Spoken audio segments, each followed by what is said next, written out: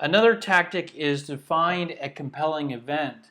So a compelling event is some sort of date that's important to the prospect related to them purchasing using your product.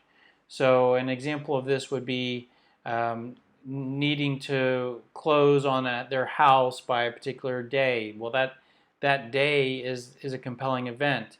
Needing to make the purchase in a certain fiscal year, that's a compelling event.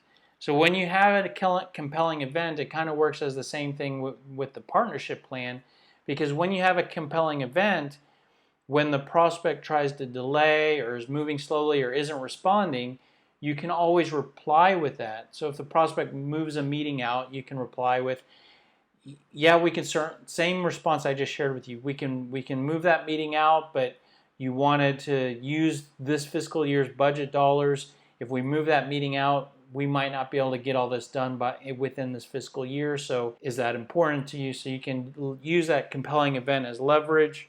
Another way you can use compelling events is if the prospect is going dark on you. So you're sending emails and leaving voicemails and the prospect's not answering your phone or returning your calls, emails. So then you could use a compelling event in this way, which is you could leave a message and send an email which says, hey, hi, I haven't been able to get a hold of you.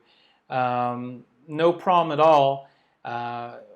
Starting to get a bit concerned because you mentioned wanting to use this year's budgetary dollars for this purchase, and we are running behind schedule. So if you still want to use that and hit this year's budget, we really need to get that. We need to meet as soon as possible. So just want to give that example to you that you could use compelling events for prospects that go dark on you and stop responding to you. Here are examples of compelling events. So you have some naturally occurring compelling events and the best way to find out about these is just by asking good questions.